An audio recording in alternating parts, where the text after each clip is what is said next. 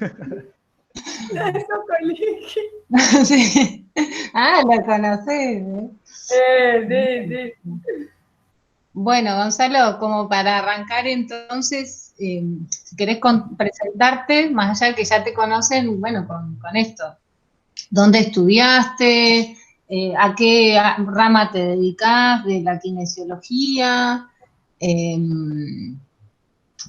sí, ¿en qué ámbito de trabajo desarrollás la profesión? Bueno, ¿cuántos años hace que estás ejerciendo? Eran las preguntas que a mí me parecían como para arrancar. Bien, bueno, mi nombre es Gonzalo Negro, soy licenciado en Kinesiología y Fisiatría. Eh, Depende de dónde estudies, va a ser el título que tengas, pero son todos títulos afines. En mi caso, yo me recibí en la Universidad de Buenos Aires. Este, Después una vez que estando ya estudiando, hice mi formación en el Hospital General de Agudos José María Pena, en Buenos Aires, donde ahí fui concurrente durante 3 años. Y después fui kinesiólogo de planta y trabajé también haciendo guardias durante 4 años. Paralelamente siempre, digamos, me dediqué a lo que es el área de consultorios externos, donde se atienden distintos tipos de patologías, pero principalmente en el área de la traumatología.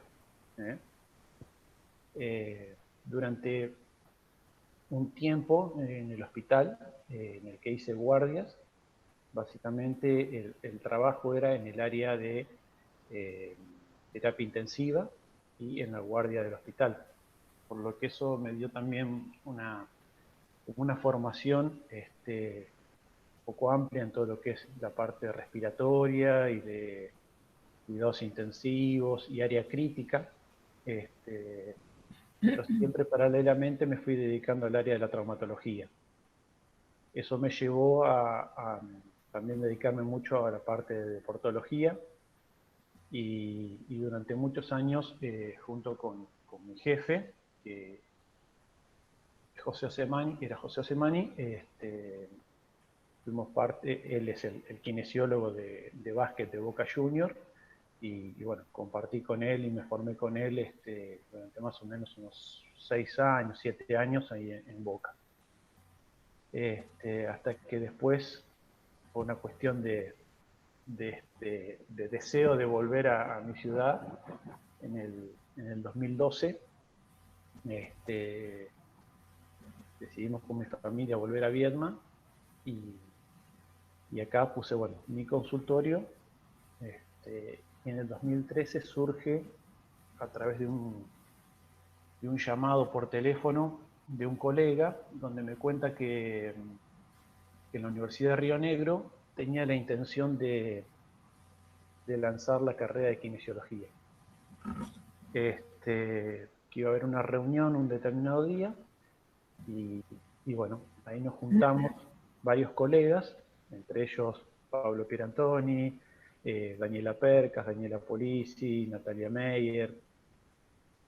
Era un grupo relativamente reducido, donde la universidad nos pone al tanto de cuáles eran sus ideas, y empezamos a idear un poco cómo podría llegar a ser una carrera de kinesiología en la Universidad de Río Negro. Y la verdad que después se fueron sumando otros colegas. Al principio hubo algunos que estuvieron un poco reticentes, pero digamos que se formó un muy lindo grupo, y en un tiempo récord, casi de un año, armamos la carrera, que en el 2014 se puso en marcha. Así que bueno, además de lo que es toda la parte de consultorio y actividad en el deporte, en este momento soy docente ayudante de anatomía en primer año, y soy docente a cargo en semiopatología quirúrgica en tercer año. bueno, más o menos eso es Está bien, está bueno. currículum, pero Y Gonzalo, ¿cómo fueron tus primeras experiencias como kinesiólogo? Si hubo algo que, digamos, que te sorprendió o que te conmovió en esas primeras prácticas, antes o después de recibido, porque entendemos que hay prácticas durante la formación justamente, pero no sé, alguna cuestión sobre eso que puedas traer hoy. mira, yo siempre digo que a veces uno es como que va eligiendo un poco su destino dentro de la carrera. A mí me marcó mucho tercer año, que fue donde yo cursé esta materia de semiopatología quirúrgica con este docente que después para mí fue mi formador, fue como un tutor para mí dentro de la kinesiología, que es José Mani. Y un verano que yo volví para Buenos Aires porque tenía que preparar unas materias, fui al hospital donde él trabajaba y donde habíamos hecho algunas prácticas y le planteé esto de que yo quería ir al hospital para aprender y quería estar, digamos, trabajando con él. Y bueno, ahí él lo primero que me dijo es, si vos tomás la responsabilidad de venir, yo te acepto, ¿sí? No es esto de venís un día, después al otro, no, la otra semana no venís, y esas cosas. Así que bueno, yo me lo tomé muy en serio e intercalaba, mejor dicho, las prácticas obligatorias que yo tenía que hacer por mis materias con esta forma de voluntariado que yo iba. Por supuesto que al principio estaba parado en el pasillo y miraba cómo atendían y todas esas cosas. Lo primero que me llamó mucho la atención es, en el hospital, la variedad de pacientes. Segundo, la calidad de esos pacientes. Los pacientes, a ver, no es para clasificarlos, pero es como que el paciente hospitalario tiene un agradecimiento particular, ¿sí? Me llamó mucho la atención el desamparo de esos pacientes, ¿sí? Esto de, por ejemplo, tener que ir a las 3 de la mañana a hacer cola para estar dentro de los primeros 10 turnos, ¿sí? Y si no estabas dentro de esos 10 turnos, te tenías que volver a tu casa y volver al día siguiente. Me llamó mucho la atención el esfuerzo que hace la gente y por tener un lugar dentro del sistema de salud. Me llamó mucho la atención, y ahí te das cuenta, por ejemplo, a veces entraba al hospital y veía colas de chicas embarazadas de 15 años, 16 años. Eso te da un panorama de la sociedad en la que vivimos, ¿eh? Después, por ejemplo, algo que a mí me llamó mucho la atención también es esto de, yo estaba en un hospital escuela. Los hospitales escuela son aquellos hospitales en los cuales alumnos de cualquier rama de la salud van a hacer sus prácticas. Y me encontraba con que por ahí yo acompañaba a algún kinesiólogo a la sala a trabajar y veía, por ejemplo, un médico que estaba rodeado de 4 o 5 alumnos, ¿sí? Frente a una cama de un paciente.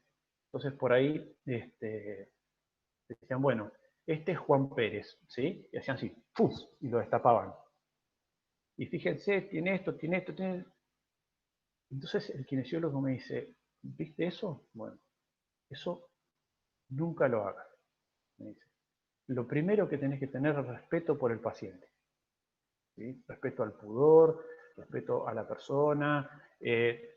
Entonces, imagínense el hombre o la mujer acostada en una cama con sus dolencias, con todos sus problemas que trae una enfermedad, de golpe rodeada por 4 o 5 guardapolvos blancos que parece que fueran chalecos antibala, porque yo siempre digo que el ambo y el guardapolvo blanco hace que los agentes de salud pareciera que fueran una capa de superhéroes. No, no tanto. Pero y bueno, esas son las cosas que por ahí más me llamaron la atención y que es el día de hoy que las recuerdo, y trato en algunos casos de poder inculcarlas, ¿no? Y después yo tengo la particularidad de haber empezado siempre con el pie izquierdo en mis trabajos, siempre mal. Puede Siempre fallar. siempre alguna macana me mandaba. Y bueno, ¿Por qué, Gonzalo? Contá, contá. no, por ejemplo, en mi primer trabajo venía una paciente que venía en silla de ruedas y entonces yo la ayudaba muy, muy suavemente a tratar de bajarse de la silla, que todo el otro, y la señora pensaba que yo lo hacía muy lento a propósito. Entonces ella se enojó conmigo porque decía, no, porque vos me haces perder tiempo, yo acá vengo 1 hora y a mí me cobran por 1 hora y si yo estoy 20 minutos para salir de esto, entonces se había enojado conmigo. Y después en un segundo, pero después arrancaba y empezaba bien. Mi segundo trabajo, por ejemplo, había que se atendían de a muchos pacientes juntos. Entonces, había que ser ágil, ¿sí? Entonces yo había como que entendí mal la consigna y a mí me decían, no, acá tenés que atender rápido, ¿sí? Y atender rápido yo lo entendí como poquito tiempo.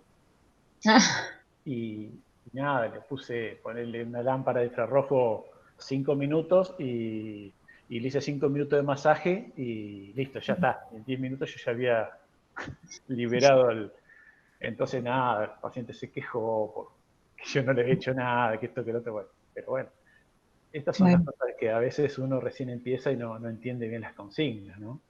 Ujú. Pero por suerte después terminé siendo kinesiólogo a cargo de todos los otros, así que tan mal no me fue ahí. Sí, sí, sí. Está bueno también estos ejemplos que traes, porque uno de los temas con los que arrancamos la cursada es justamente pasando de hablar de psicología médico-kinésica a hablar de psicología de la salud, ¿no? Y a ver un poco esto de cómo funciona el sistema de salud, cómo ha funcionado y cómo funciona el sistema de salud, la definición de salud, ¿no? Bueno, y esta cuestión del trabajo con personas, ¿no? Bueno, es hermosa esa cosa que dijiste del kinesiólogo a cargo que te dijo, bueno, eso nunca lo hagas, primero el respeto, la verdad que me parece que va muy, expresa en un ejemplo muy, muy puntual mucho de lo que intentamos transmitir desde las distintas cátedras también de esta carrera, ¿no? Sí, sí, bueno, una de las cosas por las que, a ver, no es para halagar a las chicas, pero una de las cosas por las que me gusta estar en esta clase es porque yo tengo una concepción muy relacionada a lo psicológico y a las emociones en cuanto a la generación de dolencias, de enfermedades, de patologías, de por qué se pueden seguir produciendo algunas cosas. Entonces, el contemplar este aspecto, Uh-huh. sí, es cierto eso, Milena, el contemplar estos aspectos nos da un plus. ¿Sí? Si primero nosotros pensamos que una dolencia es algo pura y exclusivamente anatómico, que viene un paciente con un dolor de rodilla y nos enfocamos solamente en la rodilla, nos estamos perdiendo un montón de cosas. Ya si nosotros, cuando viene un paciente con dolor de rodilla, podemos ver desde la pelvis hacia abajo, ya estamos ganando un poquito más. ni hablar si nosotros podemos ver la postura de ese paciente, si podemos ver un poquito más global al paciente. Y si nosotros le llegamos a poder incluir, ¿sí?, toda la esfera emocional, psicológica, le diría que tenemos un 90% del diagnóstico ya casi resuelto. Yo el otro día hay una kinesióloga que hace poquito que se recibió, que está trabajando con nosotros, y ella me contaba que en las prácticas, cuando la hacía con sus compañeros, ellos decían, bueno, en la primera sesión yo le hago esto, esto y esto. En la segunda sesión, tal y tal cosa. En la tercera sesión, esto y esto, y el paciente, su compañero, supuestamente, ya estaba curado. Bueno, ella está trabajando con nosotros y en el consultorio y ya lleva 5 sesiones y cada vez que la paciente viene, le dice, yo sigo con dolor. Y ella me dice, no sé qué hacerle porque yo creo, bueno, le digo, bueno, viste que no es tan así, no es tan fácil, porque el paciente es un combo de cosas. Porque a lo mejor tendrás que evaluar otros aspectos. Y ahí yo le conté una historia que me había pasado a mí cuando estaba cursando 5º año, estaba haciendo prácticas en el Hospital de Clínicas. Para los que no conocen el Hospital de Clínicas en Buenos Aires, es un hospital enorme, muy grande, el cual es, yo te diría, el principal hospital escuela, ¿sí? Y tiene una entrada por la calle Paraguay, que tiene, no sé, tendrá como 40 escalones, ¿sí? Entonces yo tenía una paciente que venía justamente con dolor de rodilla. Y imagínate, como estudiante le haces de todo, le haces magnetoterapia, masaje, ejercicio, elongación, le haces de todo. Y la paciente todos los días que venía seguía con el mismo dolor de rodilla. Y ella siempre me refería que su parámetro era el escalón de su casa. Ella cuando entraba a su casa siempre sentía dolor. Un día el kinesiólogo, el cual nosotros estábamos a cargo, que siempre mandaba a uno de nosotros, nos mandaba a comprar bizcochitos, ¿no? Entonces, cuando estoy volviendo, la veo así a lo lejos a esta señora que subía los escalones del Hospital de Clínicas, pero casi a la carrera, sin ningún problema. Y bueno, eso me sorprendió. Entonces, cuando me toca atenderla, le digo, bueno, ¿cómo estás? Y no, yo sigo con dolor. Yo los escalones, digo, pero si yo te vi recién subir los escalones y los subiste a la perfección, se le quemaron todos los papeles. Entonces ahí, indagando un poco, ella me cuenta que su marido la golpeaba, ¿sí? Entonces, claro, para la pobre mujer, entrar a su casa y subir ese escalón, que era un escalón solo, ya era un sufrimiento. Entonces, a ver, no quiero decir con esto que a cada paciente le preguntemos, che, ¿tu marido te pega? O sea, no es eso. La idea que voy es, tenemos que entender a veces la connotación del dolor.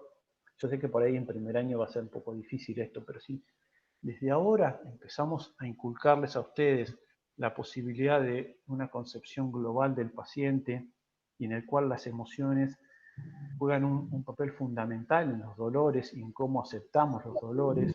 Yo creo que ya vamos ganando un poquito de tiempo.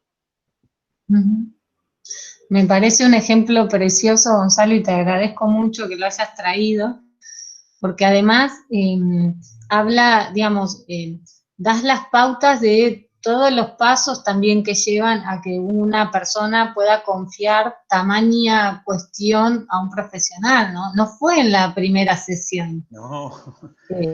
No fue tampoco porque quiso contártelo, ¿no? Hubo ahí un interés de tu parte, una preocupación sostenida, porque vos podrías haber dicho, bueno, esta mina es cualquiera, nada que ver, chau, paso a otra cosa.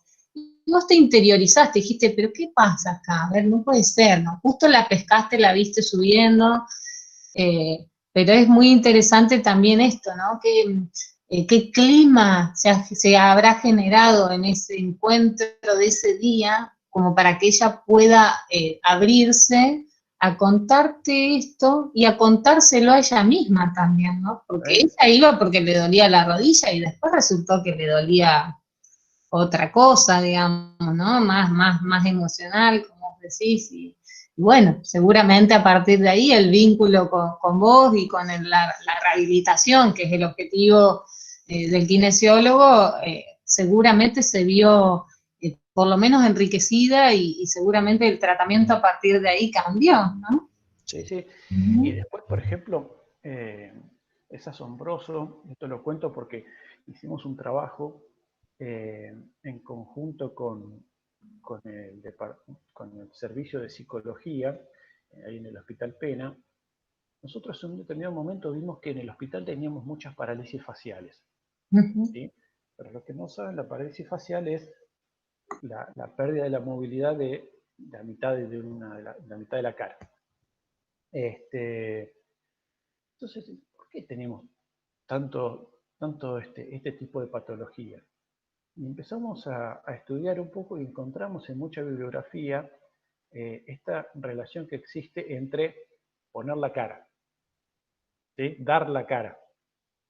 Y empezamos a investigar un poco de dónde venían, por ejemplo, los carnavales, ¿sí? De la época de por qué en los carnavales se usaban máscaras, ¿sí? Porque era una forma de decirle al rey lo que a vos se te daba la gana con la cara tapada, porque si no podía haber represalias, ¿no? Me cortaban la cabeza, básicamente. Claro, sí, sí, era un día que te daban permiso para ir a decirle de todo sin tener que mostrar la cara. Entonces, como mi jefe tenía muy buena relación con la jefa del servicio de psicología, empezamos a hacer un trabajo interdisciplinario que fue hacer la rehabilitación y a su vez un acompañamiento terapéutico con la psicóloga. Y les puedo asegurar que el grupo que hacía rehabilitación acompañado de la asistencia terapéutica mejoraba, yo te diría que en la mitad de tiempo, ¿sí? Que el que no lo hacía. El que no lo hacía no era porque nosotros no lo mandábamos, porque en realidad no quiso hacer un trabajo de investigación, ¿sí? Sino que lo mandábamos a todos. Había gente que optaba por no ir. Entonces empezamos a ver que había mucha gente que había perdido el trabajo, había mucha gente que había perdido seres queridos, había mucha gente que tenía peleas familiares y que eso repercutía mucho en este tipo de afecciones.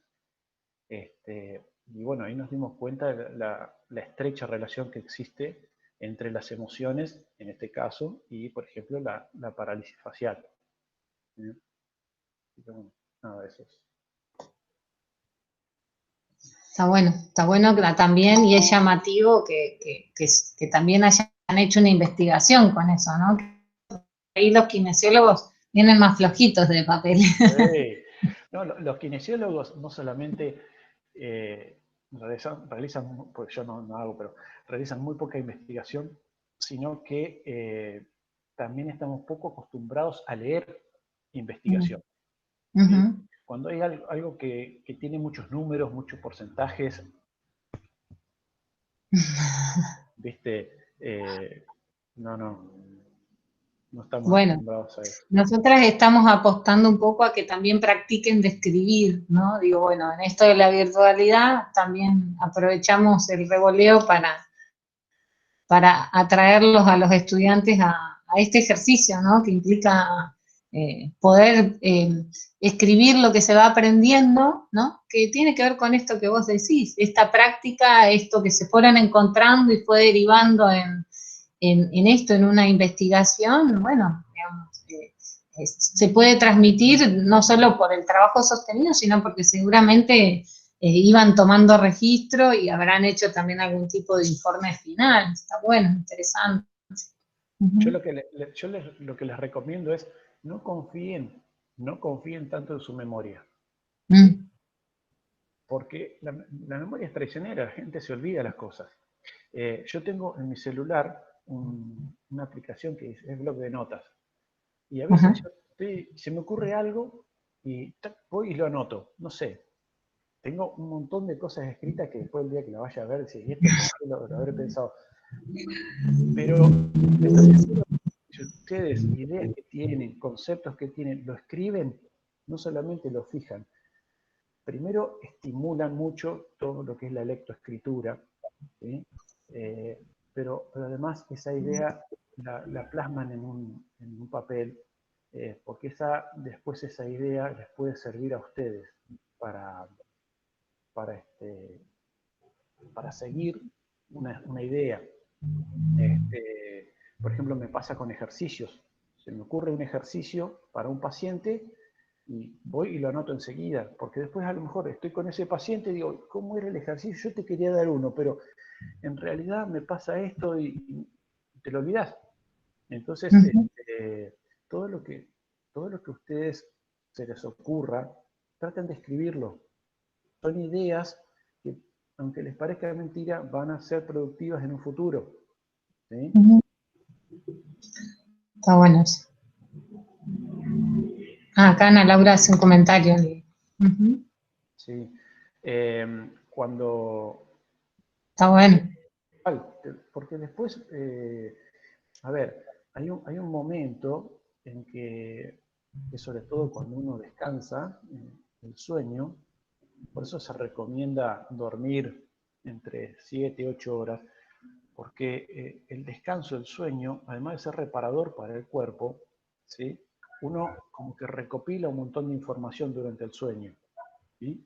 Eh, y eso es sumamente productivo, ¿sí? Los chicos, ¿sí?, crecen durante la noche porque su metabolismo aumenta, entonces hay un montón de funciones cognitivas que es como que, no sé si se reproducen o se reelaboran mediante el sueño, pero la verdad que este, por eso se les recomienda a ustedes que no se pasen noches enteras o sea, estudiando, sino que tengan sus periodos de descanso, donde todo eso que fueron estudiando se puede asimilar durante el sueño.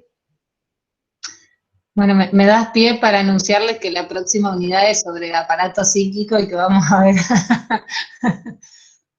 algunos aportes del psicoanálisis también a ese funcionamiento. Eh, Gonzalo, me interesaba que cuentes un poco también, eh, por un lado, cómo nombrás a las personas que te consultan, ¿no? ¿Qué término usás? ¿Qué implica un poco para vos ese término? Y por otro lado, si hay alguna cuestión que al momento en que te solicitan el turno o en el primer encuentro, haces con cierta regularidad, ¿no? ¿Qué cosas tenés en cuenta en la primer consulta que te hace una persona, ¿no? Bueno, yo por una cuestión de costumbre, no sé si estará bien o no, yo los llamo pacientes, son pacientes. Si yo me pongo a analizar un poco la palabra paciente, no sé si es porque son, son de esperar un determinado tiempo, pero por una cuestión de costumbre, yo los llamo pacientes. ¿Sí? En algunos casos, charlando con otros colegas, algunos le dicen clientes. Eh, pero bueno, y después tengo la mala costumbre de usar diminutivos. ¿Sí? Cuando son pacientes de 10, 12 años, son mis pacientitos. En realidad no son míos, ¿sí? En realidad no son míos, pero bueno, son pacientitos, son pacientes también. ¿Eh? Eh, y después, bueno, yo generalmente me manejo por una cuestión de tiempos. A veces los pacientes me llaman y por ahí no puedo atender el teléfono, pero siempre les digo que si ellos pueden, que me manden un mensaje de WhatsApp o algo así, entonces por ahí vamos manteniendo una conexión con eso. Eh, bueno, sí, sí, Valentín, en realidad sí, parecería ser como algo muy monetario del cliente. Pero bueno, en realidad nosotros trabajamos y nos pagan por eso. Pero bueno, a algunos por ahí les puede parecer un poco más mercantilista, o para otros el tema de paciente les puede parecer un poco como que está subordinado a esperarme a mí, y no debería ser eso. Pero bueno, yo cuando logro comunicarme con los pacientes y concreto una sesión, esto a medida que uno va progresando en su actividad, va desarrollando como ciertas formas de evaluar, y a mí lo que más me llama la atención, más allá de lo que el paciente me cuenta, son los tiempos, ¿sí? ¿Cuánto hace que ese paciente tiene esto que le está pasando? ¿Cuál cree él mismo? ¿Cuál cree que es el motivo por el cual le puede haber pasado? ¿Sí? Ya sea algo traumático, algo accidental, o a veces ese mismo paciente te refiere a algún momento en su vida que lo puede haber hecho que a partir de ahí se desencadene eso. Y después tiene que ver con accidentes que haya tenido. Para nosotros, yo hago, además de... Bueno, cuando vos en realidad no sabés acerca de una patología, existe un recurso que para mí es fantástico, y es la posibilidad primero de reconocer que desconoces eso, y la posibilidad de derivar a otro colega o sobre todo a un profesional médico. Los kinesiólogos trabajamos con derivación médica, ¿sí? O sea que el paciente que viene hacia nosotros viene con una orden médica. En algunos casos, como me ha tocado por hacer osteopatía, que es una rama de la kinesiología, es que el paciente venga sin derivación médica. Entonces, ahí el análisis y el diagnóstico tiene que ser del kinesiólogo. Pero no por eso tenemos que dejar de contar con otros agentes de la salud. Si uno ve que hay algo que no solamente que desconoce, pero hay un dolor que vos crees que puede venir por, no sé, te doy un ejemplo, viene un paciente que a vos te refiere que sintió un pinchazo en el gemelo mientras jugaba al fútbol, que sintió como que le pegaban un piedrazo de atrás, ¿sí?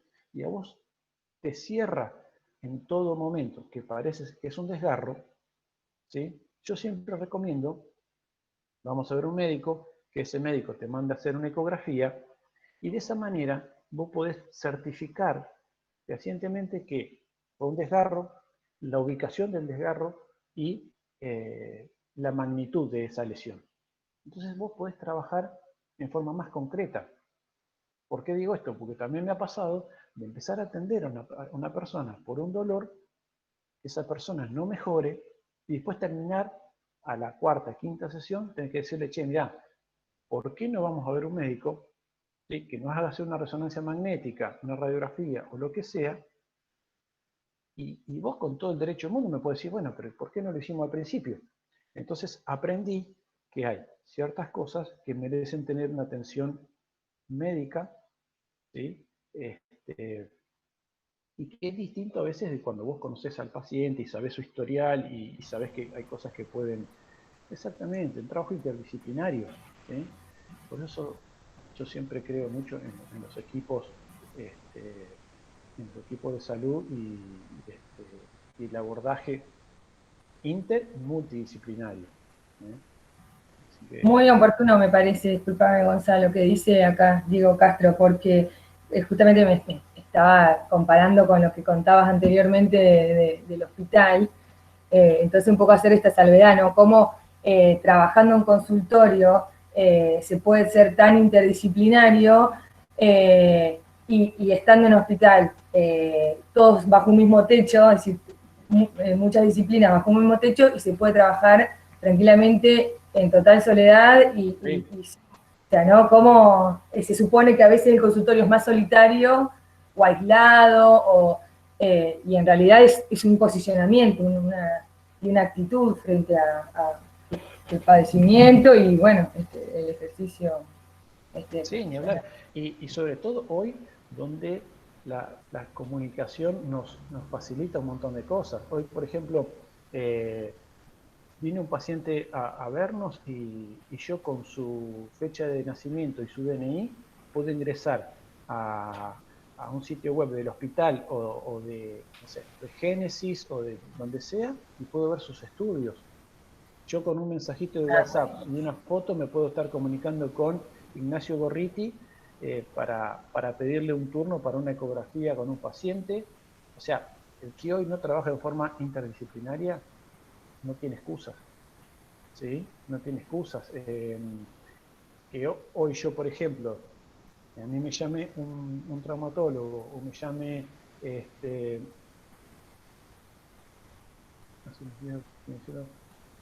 sí, no sé bien, pero bueno, ya les digo, hoy, hoy el trabajo interdisciplinario es fundamental. Aparte, a ver, hace un tiempito estábamos hablando con un chico de primer año, y él me contaba que en Patagones había problemas con el tema de los gimnasios, que no los abrían, era al principio cuando estaban todos cerrados. Entonces, hablando un poco, él me decía que los iban a abrir a los gimnasios como centros, para poder abrirlos como centros de rehabilitación. Entonces, yo le decía, pero a ver, los profesores de educación física, los que trabajan en los gimnasios, no están capacitados para hacer rehabilitación. ¿Bien? Por más que puedan conocer, no tienen la formación. Ellos pueden tratar con gente sana. Entonces, que era un error aceptar la propuesta del municipio de abrirlos como centros de rehabilitación. Ellos tenían que hacer fuerza para que sean abiertos como lo que son, como gimnasios recreativos.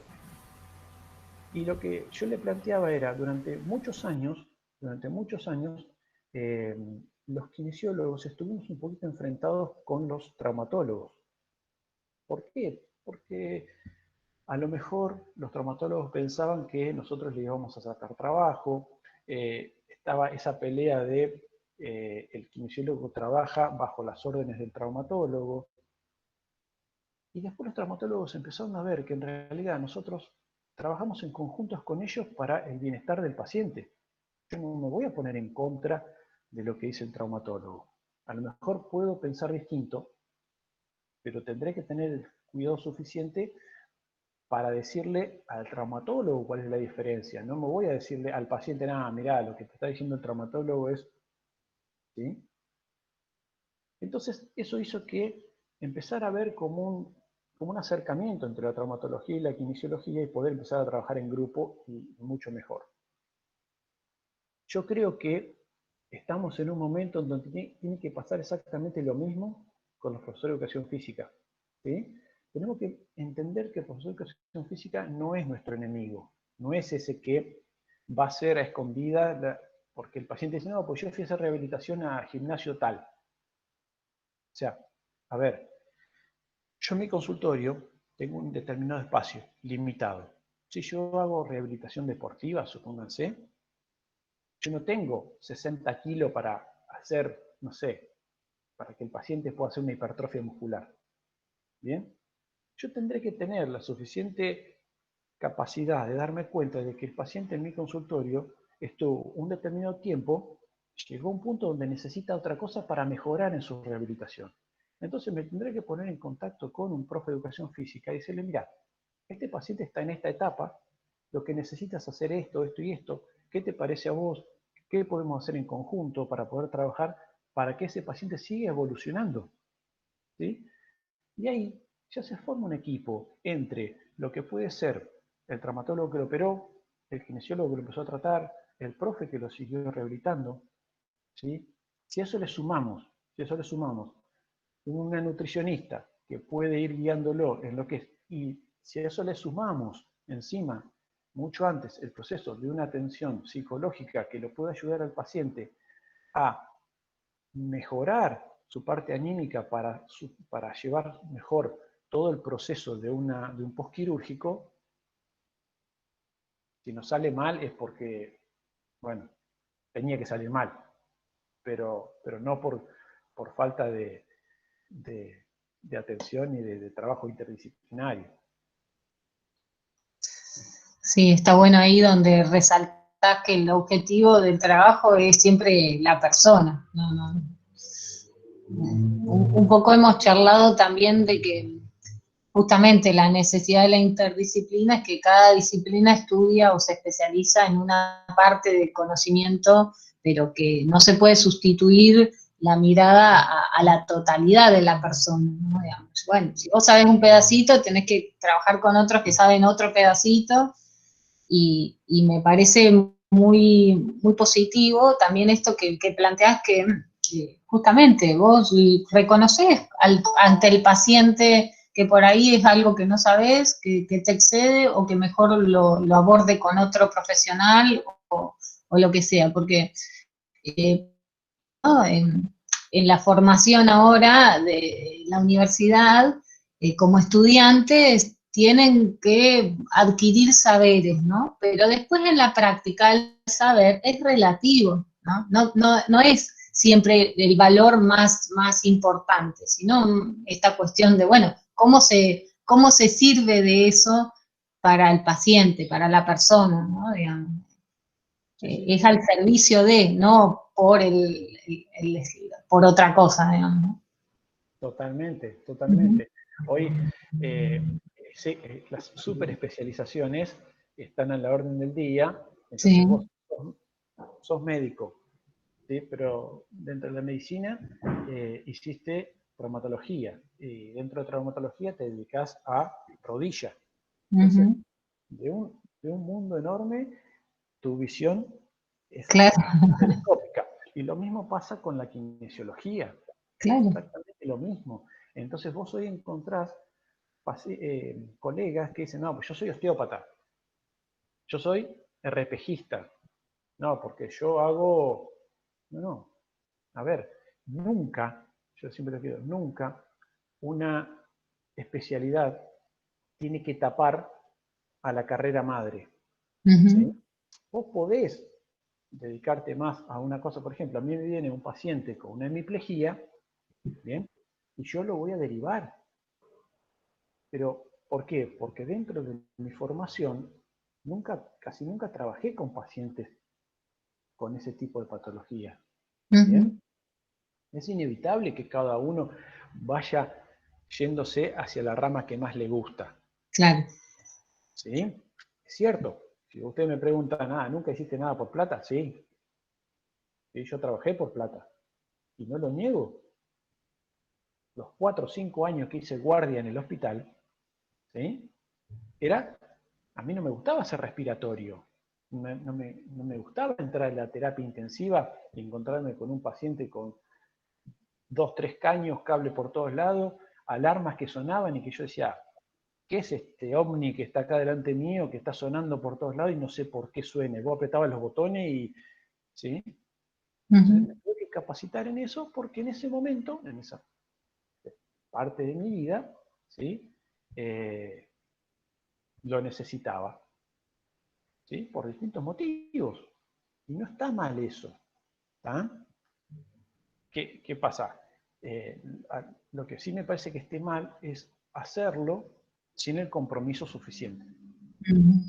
¿Bien? Entonces, a ver, yo dije, bueno, necesito hacer esto, sí, bueno, pero para hacer esto me tengo que capacitar, me tengo que formar, tengo que aprender, porque detrás de todo esto hay una persona. ¿Sí? Yo siempre le digo a los alumnos, ustedes hagan el ejercicio de que esa persona que están atendiendo es uno de los familiares que más quieren. y se transforma la atención, ¿sí? Porque cuando nosotros enajenamos al paciente, sí, bueno, le duele, ¿qué crees que haga? Ahora, cuando ese dolor, esa enfermedad, ese padecimiento es de una persona muy cercana, es distinto, ¿sí? Uno pone un poquito más de esfuerzo en eso. Eso es lo que deberíamos hacer todos. Pero bueno, a veces se puede hacer y otras veces no. Disculpame, está bueno ahí lo que decís, porque me surge esta pregunta de, bueno, ¿y cómo lograr ahí esta distancia con el paciente, esta distancia óptima, ¿no? No es mi pariente, pero vos decís que poniéndolo en ese lugar, bueno, la atención se maximiza, bueno, pero es decir, ¿cómo poder lograr ahí esa Bueno, distancia? vos lo dijiste, óptima. ¿Sí? O sea, tenemos que esto yo creo que se logra con el tiempo, ¿bien? Una de las principales cosas que tenemos que tener en cuenta es que cada vez que nosotros vemos a un paciente, por cada 10 veces que nosotros lo vemos generalmente, el médico lo ve una. ¿Bien? Porque ese es más o menos el ritmo de veces que el paciente nos viene a ver, ¿no? Entonces se genera inevitablemente una relación de cierta cercanía con el paciente, ¿bien? De cierta afinidad. ¿Por qué? Porque nosotros también lo estamos ayudando, porque nosotros vemos cómo va evolucionando y un montón de cosas. Pero no nos tenemos que olvidar de que el paciente no es nuestro amigo. El paciente no viene aunque yo lo he visto, ¿sí? No es que el paciente viene a tomar mate al consultorio y... No, el paciente quiere solucionar su problema. ¿Bien? Entonces, algunos te lo manifiestan más directamente y otros no tanto. ¿Sí? Esta cosa que yo decía hoy, che, pero a mí me sigue doliendo. Entonces, nosotros ahí es donde tenemos que ser lo suficientemente conscientes de que no somos magos, no somos dioses, que todos los pacientes que vienen le vamos a solucionar el problema. ¿Sí? Tenemos que ser lo suficientemente conscientes de que el paciente es responsable, ¿sí?, de su participación dentro de la rehabilitación. No es una persona que viene, se tira en la camilla y deja que hagamos todos nosotros. Bien. Y después el propio reconocimiento como profesionales de que a veces hay cosas de las cuales no podemos solucionar. Entonces, cuando vos tomamos el parcial como si fuese un familiar mío. Bueno, no sé si tanto. Yo lo digo en cuanto a la atención, pero bueno. Porque en realidad, imagínense si cada vez que nosotros vamos a atender a una persona, la vamos a atender como si fuera un familiar, terminamos mucho mentalmente, nos desmoronamos. Yo a lo que me refiero con eso es el tema de el respeto, el tema de poner lo mejor que uno pueda, ¿sí?, de lo que nosotros sabemos y de lo que podemos hacer por ese paciente. ¿Bien? Yo tuve un docente que siempre me decía, si ustedes a los pacientes le hacen siempre lo mismo, ¿sí?, siempre lo mismo, y eso lo hacen porque es lo único que saben hacer, van a ser kinesiólogos mediocres. Pero bueno, eso es lo único que ustedes saben hacer. ¿Bien? Si ustedes a los pacientes le ponen 40 minutos de una lámpara infrarroja y le hacen a todo lo mismo, y bueno, lamentablemente, si eso es lo único que saben hacer, bueno. Ahora, si ustedes hacen eso sabiendo y teniendo las herramientas para poder hacer cosas mejores en pos del paciente, ahí ya pasan a ser chantas. ¿Sí? Y él hablaba siempre de lo que es el infrarrojo péndulo. ¿Sí? Era poner 4 o 5 personas, ¿sí?, y poner el infrarrojo que hiciera un poquito así. Entonces le daba un poquito de infrarrojo a cada uno, ¿sí?, y atendía a 4 o 5 a la vez. Eso es a lo que yo me refiero, es tratar siempre de, en la medida de lo posible, dar lo mejor de cada uno. Ahora, tratando de responder lo que dice Josina, ¿cómo sabes? Y yo creo que eso te lo va dando la experiencia, porque el acercamiento, ¿sí? o el compromiso que tiene cada uno con los pacientes también está en relación con la demanda. Porque no solamente uno se compromete con la atención de un paciente, sino que también hay veces que el paciente demanda mucho, ¿bien? Y uno tiene que saber ponerle un freno a esa demanda. ¿Bien? Entonces, a ver, ¿cómo sabemos? Y si podemos tener a alguien que nos ayude, y vuelvo a este trabajo interdisciplinario, tratar de con algún colega o con otro equipo, decir, che, mirá, me está pasando que este paciente, ¿sí? O yo me estoy acercando mucho, yo me estoy comprometiendo mucho con esto, o este paciente me demanda mucho y no sé cómo frenarlo. ¿Entendés? Desde el psicoanálisis se dice que la demanda siempre es demanda de amor, además, ¿no? Y La bueno. transferencia y la contratransferencia sería. Muy bien. Ha estudiado. Bueno, eso existe mucho cuando hay un trabajo de ayuda, ¿sí? Es muy difícil si viene una persona, sobre todo con dolor o con problemas, y vos lo tratás y le solucionás, existe como un enamoramiento ahí medio, no como enamoramiento real, pero es una especie de agradecimiento. ¿Sí? Bueno, es amor. Sí. Yo me he hecho, no sé, cajas de vino me han regalado. Vuelvo a decir lo mismo que decía al principio, el agradecimiento de los pacientes del hospital. ¿Sí? Que te traigan, que no tienen por qué, pero que te traigan facturas. Las señoras mayores que nos hacían tortas. Eso, quieras o no, es una forma de agradecimiento.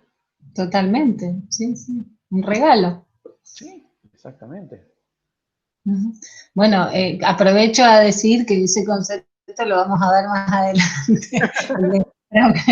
Transferencia y contratransferencia. Pero bueno, Gonzalo, ¿y qué particularidades ha tomado tu trabajo hoy en este contexto de la pandemia? ¿Cómo te llevas con esto de la telerehabilitación y la tecnología? Que algo dijiste, pero bueno, si nos puedes contar algo más. Bueno, primero me pareció que si hay algo bueno que ha dejado esta situación social, es el tema de poder acercarnos a conocimientos brindados por profesionales de distintas ramas que en otros ámbitos seguramente hubieran sido no solamente más difíciles, sino que hubieran sido arancelados. ¿Sí? Entonces, hoy poder tener acceso a una charla, no sé, por ejemplo, de Pablo Bordoli, ¿bien? Tener acceso a una charla entre José Osemani y Tomás Bonino, y, no sé, nombro gente que, o tener, por ejemplo, el acceso a una charla de kinesiólogos como, no sé, Paulo Macari, que es el kinesiólogo de la selección de básquet. Son cosas que nos permitió la virtualidad. ¿Bien? Y esto a distintos niveles, para la gente que está más formada, para la gente que está medianamente formándose y para la gente que recién se inicia. Nos permitió tener acceso a un montón de información como alumnos, ¿sí? Yo me repito, por ahí tengo acceso a cosas de educación por lo que hice, que ahí antes no lo hubiera hecho. No realicé durante los 2 meses y medio que no pudimos trabajar, no realicé mucha telerehabilitación, ¿bien? Pero bueno, sí me parece fundamental esto de la posibilidad del acercamiento al conocimiento y que me ha dado muchas herramientas para el trabajo. Y después, en cuanto a mis clases, yo soy una persona de querer siempre tener contacto con los alumnos, y las materias que yo doy son con una relativa carga práctica. Entonces, como que ahora me siento que me falta eso. Me falta ese contacto directo con los alumnos. Incluso yo ahora veo acá, por ejemplo, a las dos que veo, a Mari y a Georgina, y después veo todas iniciales de cosas. Yo digo, de todos estos que están acá, ¿cuántos me estarán escuchando? ¿O cuántos estarán, no sé qué hora es, pero picando cebolla, qué sé yo, no sé, haciendo otra cosa? Entonces todo esto me lleva a una cosa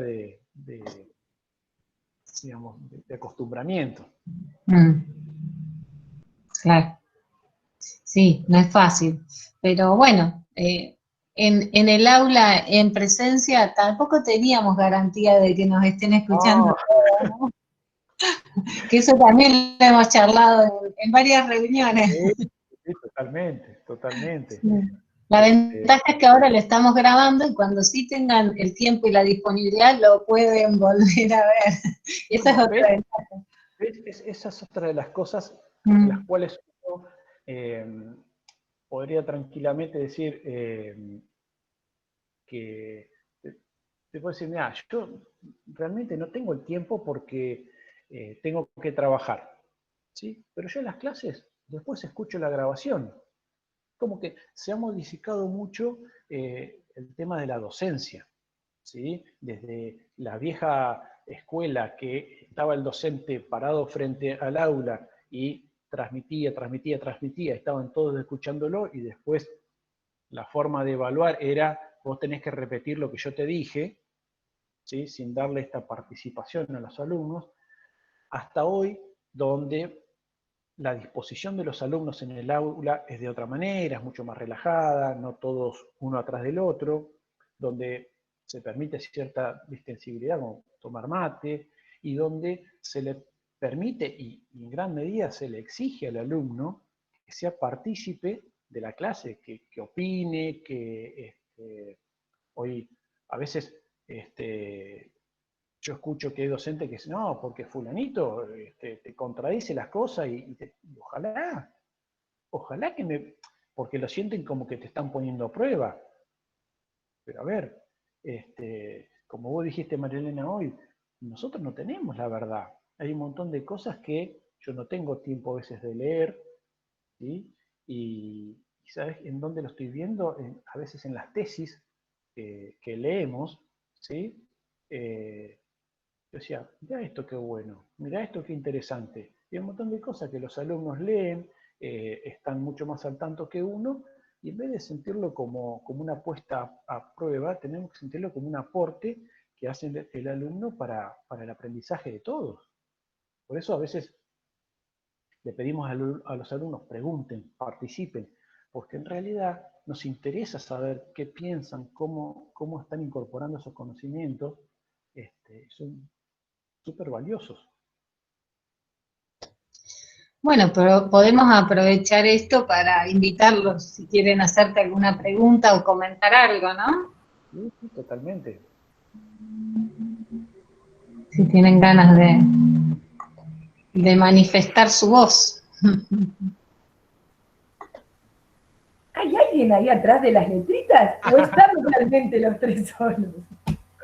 A Georgina le genera esa misma ansiedad la situación. Yo confío en que están. Yo sé que están. Sí, sí. Gracias, Daniel, Nacho, ¿qué dice? ¿Puede ayudar a ese video? Pedro Infantino. Bueno, Pedro pasó por el consultorio. Hay uno que avisa, dice. ¿Eh? Dicen, hay uno que avisa cuando hay que hablar, les avisa todo. Che, participen que están preguntando. O sea, es que ahí Pedro, pará, voy a ver qué dijo Pedro, porque me hizo una pregunta que me parece, ¿puede ayudar a esa idea que planteas, el hecho de que no son profesores perfectos? Sí. Claro. A ver, Es buena. Es buenísima esa, porque cuando se formó la carrera de kinesiología, una de las contras que teníamos era que yo creo prácticamente que el único que tenía experiencia docente, pero ojo, me refiero a experiencia docente como docente, no alguien que dé clases, ¿sí? Porque yo fui durante 4 años ayudante de cátedra y daba clases. Yo cuando hablo de experiencia docente, hablo de la persona que está formada en cuanto a pedagogía, que está formada en cuanto a didáctica, ¿sí? Yo creo que el único era Pablo Pierantoni, que tenía la carrera que es profesor de educación física y tenía todo eso. Después todos los demás, si me equivoco, bueno, sepan disculpar, pero creo que nadie tenía esa formación.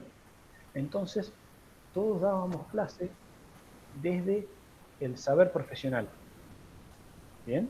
Desde el saber de la anatomía, desde el saber de la fisiología, desde el saber en cuanto a la profesión. Eso nos llevaba a tener un montón de errores, ¿sí?, a la hora de plantear de forma didáctica o pedagógica un tema. ¿Bien?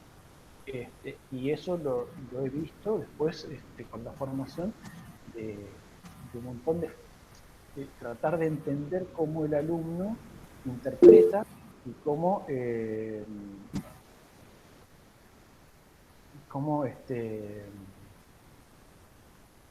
incorpora esos conocimientos y los puede llevar a la práctica, ¿sí? Por supuesto, yo en un principio era de esos que me paraba frente al aula y hablaba, ¿bien? Trataba así de que el alumno me preguntara si entendieron, si no entendieron, trataba de contestar todas las preguntas, pero era evidente que me estaba faltando una patita para poder llegar un poco más allá de eso, y una de las falencias que teníamos era eso, la falta de la formación pedagógica, que ahora se va subsanando un poco. Se va subsanando. Yo les contaba que una de las personas más importantes para subsanar justamente esa característica fue que la designación de Pablo Bordoli como director de la carrera, digamos, ¿no? Bueno, Pablo es una persona que dentro de su formación, él, primero que fue de esos kinesiólogos siempre destacados. Pero Pablo, tengo la posibilidad de haberlo conocido. Pablo fue ayudante mío de anatomía, ¿sí? Después fue docente mío de anatomía, fue docente mío de biomecánica. Trabajé mucho tiempo con Pablo cuando Pablo hizo como un amalgamiento entre la Universidad Maimónides y el Hospital Pena, donde mandaba alumnos a hacer prácticas. Yo a Pablo lo conozco hace mucho tiempo, y Pablo, además de ser una persona que sabe muchísimo, se inclinó más hacia la parte pedagógica. Y Pablo tiene unos pergaminos a nivel pedagógico impresionantes, y fue el que a mí, después de lo que te digo, gracias a las discusiones y a las peleas, me hizo entender mis falencias. Porque yo era decir, pero a ver, ¿por qué el alumno no entiende?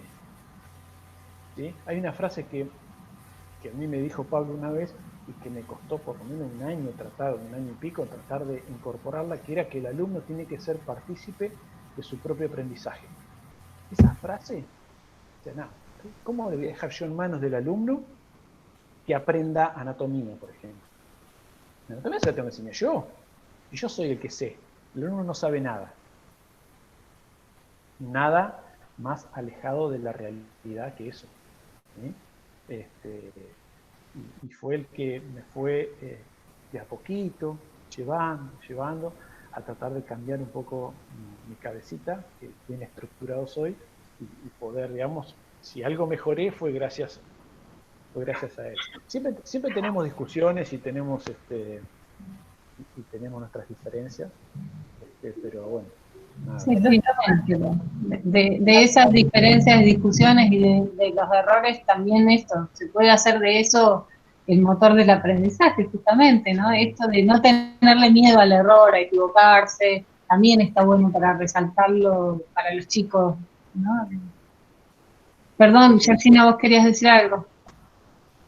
No, estaba diciendo eso mismo, que a partir de las diferencias es cuando a veces surgen cosas muy ricas, digo, esto no, como no tenerle miedo al error y a que la diferencia, una discusión no sea mala palabra, ¿no? Porque por ahí el término discusión tiene esa connotación negativa de que uno se está peleando, y en realidad son los debates que llevan a grandes descubrimientos y a investigaciones ricas, es decir, no, porque esto de la diferencia siempre se toma como, y en realidad, bueno, una misma cosa puede ser abordada de diferentes enfoques, miradas, y bueno, como volvemos hoy, ¿no? Que lo principal ahí es el paciente, y bueno, enriquecerse también uno a partir de las prácticas y los intercambios.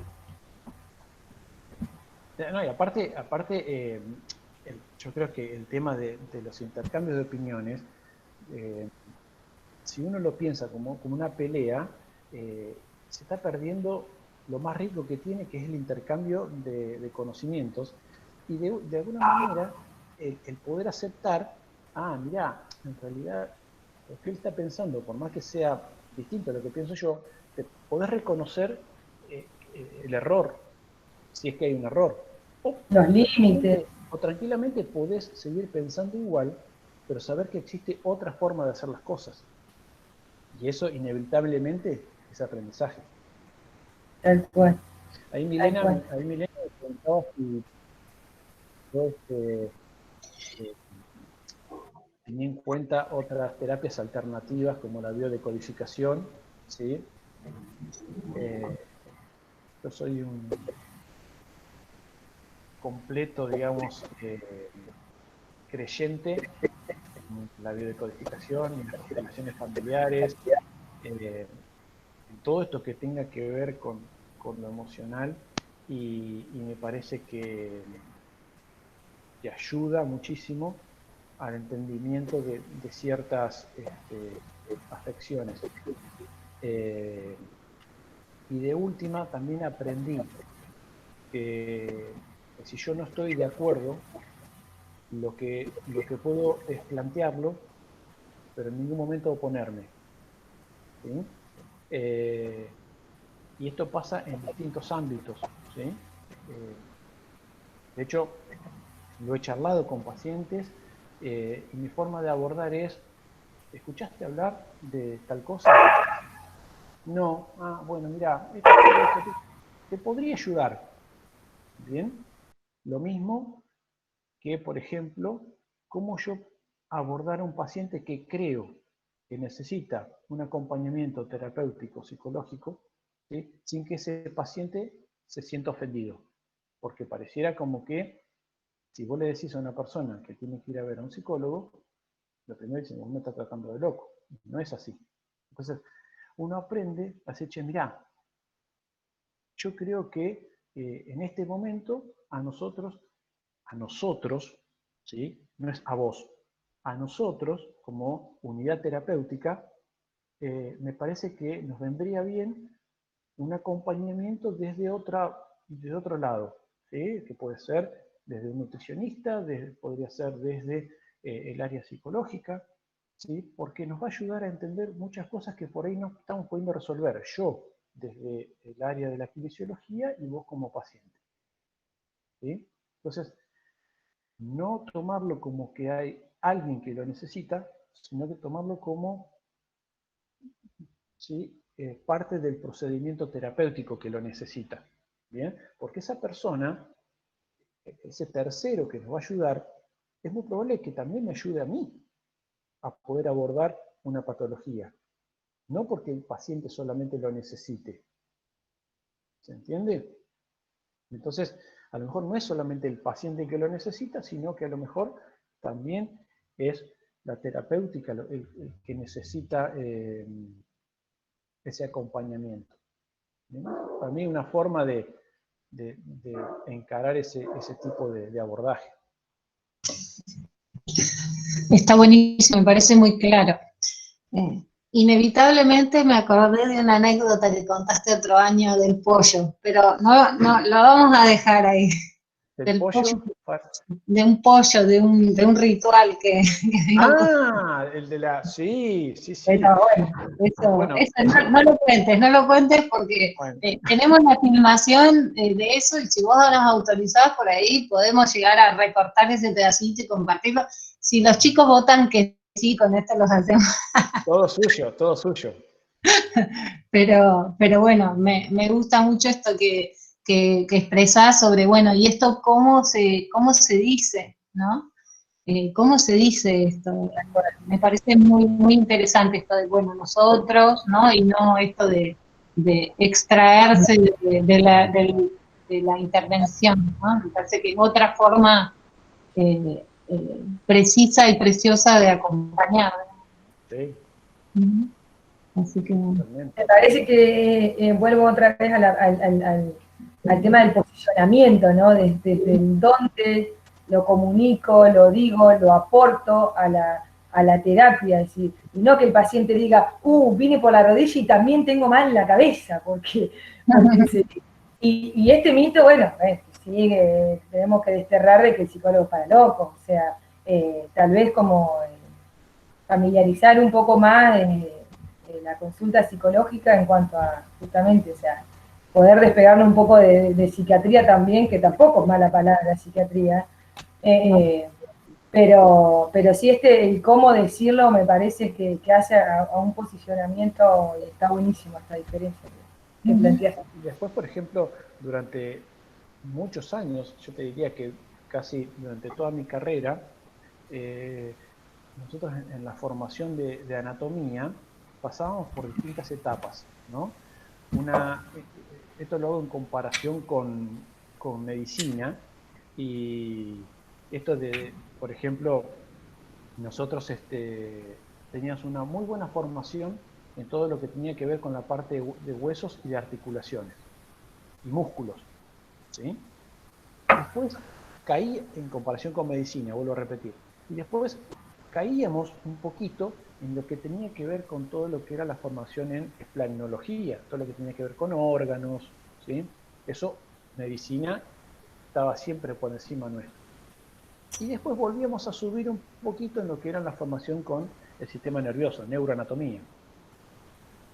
Hoy, un kinesiólogo que no entienda, que no contemple que las disfunciones orgánicas, viscerales, tienen una implicancia en nuestro aparato esquelético, muscular, articular, se está perdiendo de una posibilidad enorme de tratamiento.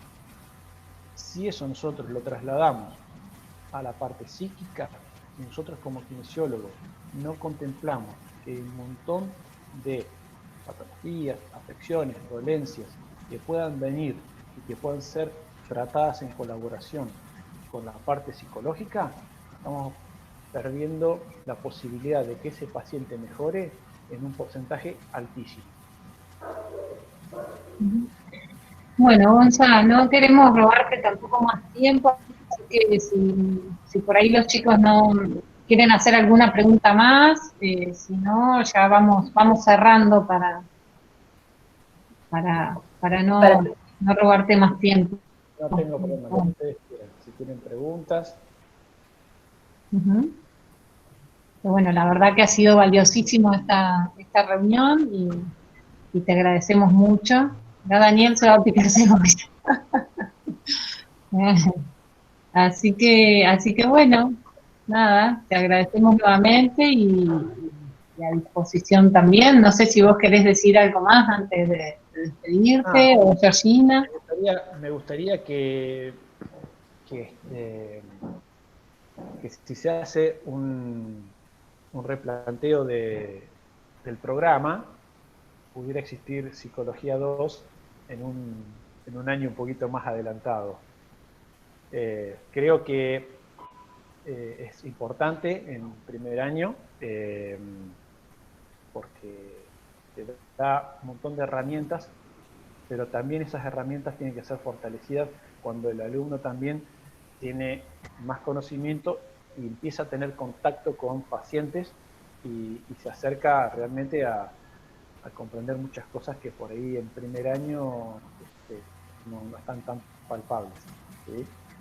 Que por ahí son más teóricas y que después las empiezan a ver. ¿Te acordás esto? Hablábamos del pudor del paciente, de las pulsiones, ¿te acordás cuando vimos transferencia y esto? Bueno, que se van dando porque los voy viendo en la práctica. Y creo que estaría bueno agregarla. Sí, totalmente. Hemos planteado.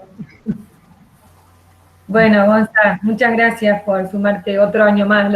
Los molestamos todos los años, casi todos. Ya debemos una caja de vino, me parece. No. No, me encanta participar así que pueden contar conmigo siempre, no hay ningún problema. Bueno, Gonzalo, muchas gracias y bueno, a disposición también para cualquier cuestión y bueno, y a los chicos también hasta luego y cualquier cosa seguimos conversando también a través del aula virtual.